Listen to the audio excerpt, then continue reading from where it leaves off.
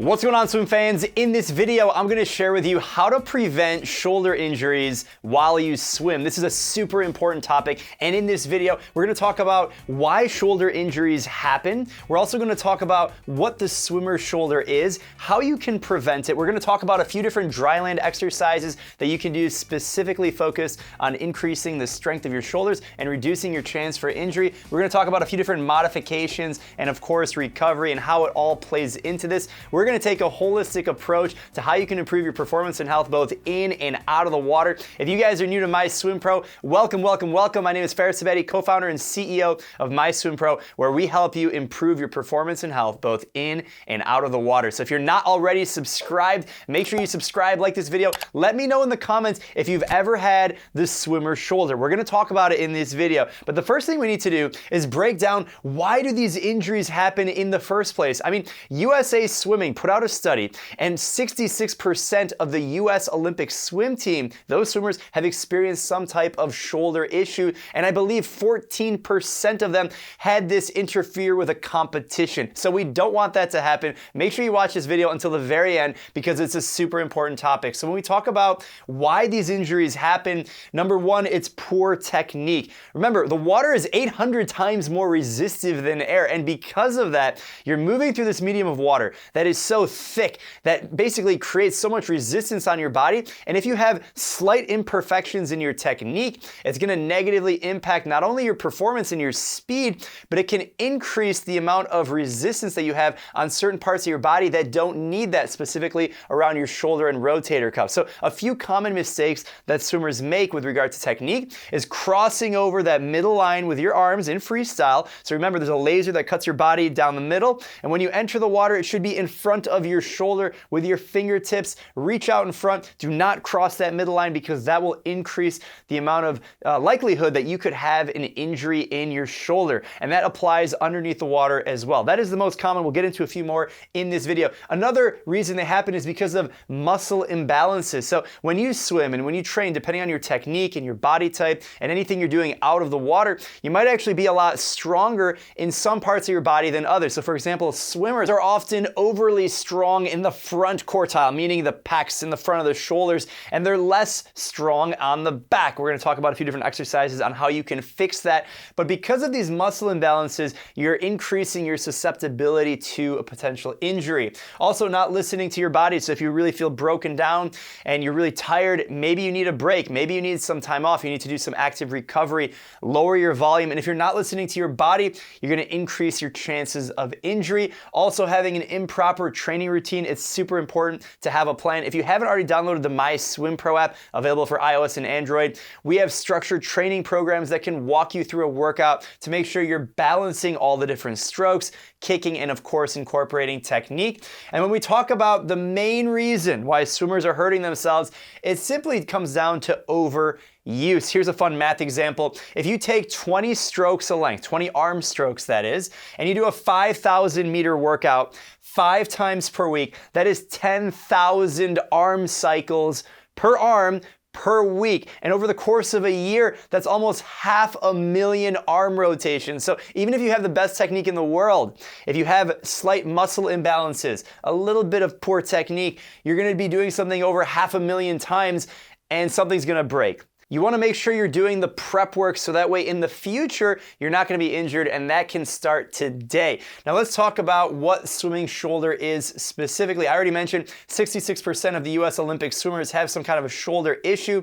We don't want to be in that statistic. Of course, they're training at the highest level, really pushing their bodies to the limit, so you're probably not going to that level. But still, even if you're training hard, we want to reduce that likelihood. And this really happens from muscle fatigue and overload. That is the swimming shoulder. You're going to have some kind of a pain, some kind of a rotator cuff tendonitis, some kind of an impingement. And when you swim, when your arms are moving through the water, you might actually have certain points in the stroke where you're more likely to have this kind of a pain. And so if you have any kind of a pain, you need to take a step back, stop, consult a doctor, talk to a coach, and make sure you reevaluate what you're doing so you're not making the problem worse. Because if you continue swimming with poor technique and you have pain and you try and push through it and you don't do some of the injury prevention dryland exercises we're going to talk about, well, then you might actually have a bigger problem. You might actually tear something in the rotator cuff or supporting areas, and that might require surgery. So we don't want to go down that road at all, and that's why it's really important to talk about prevention.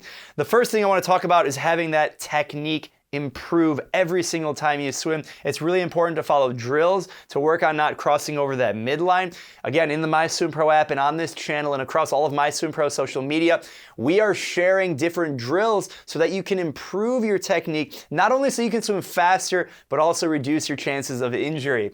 And also, it's important to strengthen your rotator cuff. We're going to talk about in the Dryland Exercises some different things you can do to really focus on that muscle. It basically connects your arm to the rest of your body, because that's how your arm rotates and makes you move forward in the water. So we're going to talk about that. Also, you want to engage your scapular stabilizers, because these are the muscles on your back. So if you think about how your arm is attached to the rest of your body, yes, you have the rotator cuff, but that stability and all the muscles that are keeping that arm in the position that it is when you take those strokes, those muscles on your back specifically need to be engaged both in and out of the water. And also focusing on your core. We talk a lot about the swimmer's shoulder, but it's also important to remember that you can injure yourself in any part of your body. And a common area that swimmers injure themselves is in the lower back area, in the groin, in the knees, in the ankles, heck, your neck as well. Swimming is a low impact sport, so luckily a lot of these injuries are not as common as in other sports, but it's important to work on your core, because that'll not only help you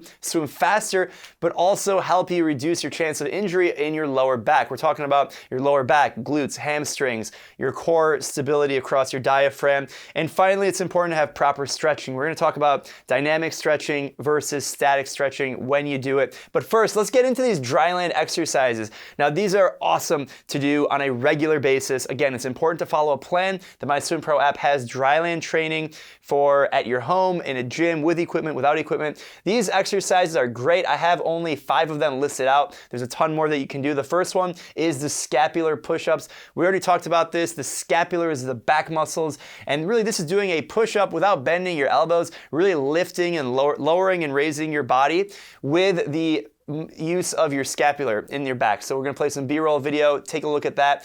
Finally, doing the alphabet. This is great for your shoulder rotator cuff stabilizers. Basically, you can do this at the wall with a tennis ball or a Swiss ball between your hand and the wall. You can do it straight out. Basically, just have your arm out, pull in your shoulder blade, and write out the alphabet. Write out each letter A, B, C, D, or in your native language. Write out the alphabet, and it'll really work on strengthening those stabilizer muscles that support your shoulder joint. Then we have internal and external rotations. Again, we're talking about the rotator cuff. I love doing these. You can do these with resistance bands. You can do these if you don't have any equipment. You can do it with your own body weight. Grab a towel, stick it underneath your elbow, lay on the ground on your side. Grab a can of soup, and this is my favorite. Grab anything you can. No pool, no excuses. No Dryland training equipment, no excuses either. Then we have the Swiss ball alternating Superman. I love this one. You can do this without a Swiss ball, actually. Basically, you're on all fours, and you're going to alternate your right leg, left arm, and you're going to raise them up, and this is going to focus on that stability around the core. Similarly,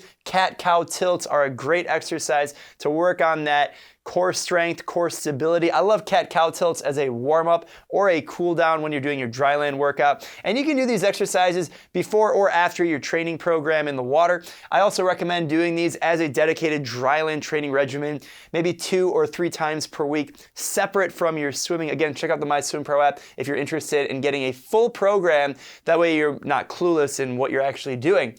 Now let's talk about some modifications. Of course, if you already have an injury or you're not strong enough yet to be able to do some of these exercises listed here on the board or in the MySwimPro app, of course you can adjust the duration and the frequency. Instead of 10 repetitions, do 4. Instead of adding a lot of resistance, do less resistance. Don't do them as often. Increase your rest. It's also important if you already have some kind of an injury, let's say with your upper body or your shoulder, you can still swim and get that aerobic benefit, but maybe you're not using your arms, you're doing kicking or you're doing sculling if you have some kind of a lower body injury or something like that. So you can still be active and move and connect and get that feel of the water. Maybe you're treading water, vertical kicking. Also use equipment. So again, if the shoulder's off, you can use fins, kick and streamline if you can hold your arm in a streamlined position, or you're just gonna vertical kick or kick with a board. Whatever it is that you can do, make sure you're adjusting and modifying and listening to your body so that way you're not putting yourself in a position to increase the recovery time or make yourself worse than you already are. So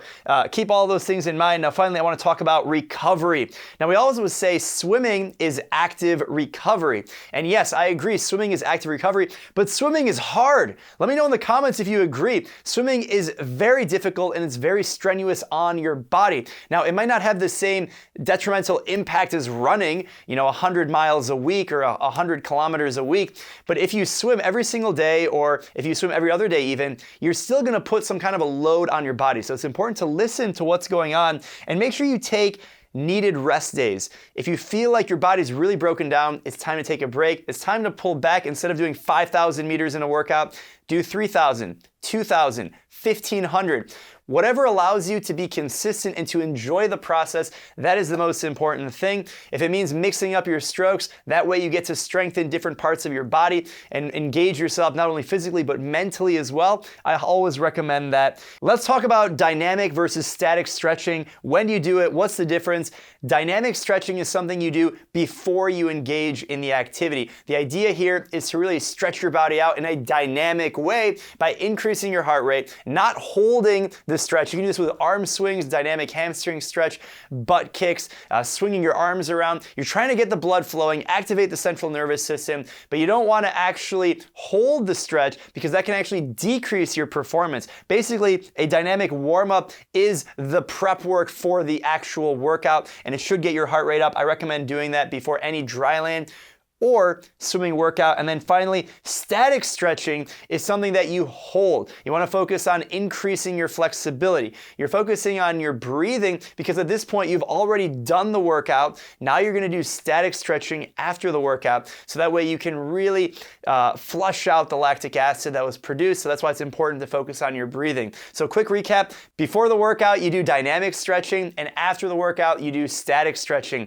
If you guys enjoyed this video, make sure you check out my new book, Swim Like a Pro. I have a dedicated chapter on this topic specifically, how to reduce your chances for injury, and also a dedicated chapter on what you do out of the water, strength and conditioning, dryland training. Make sure you check out my book, linked in the description below. And finally, if you haven't checked out the My Swim Pro Facebook group, we have tens of thousands of swimmers from over 100 different countries. 100% free to join. Make sure you get in that Facebook group so you can be inspired by the incredible stories of members in our community. Beginner swimmers, triathletes, open water, former Olympians. We've got everyone in there, so make sure you join and let us know your story and share your story, because this is a global community. People swim all over the world, and we'd love to see you in that group. I hope you guys enjoyed this video. We'll talk to you guys later, and happy swimming.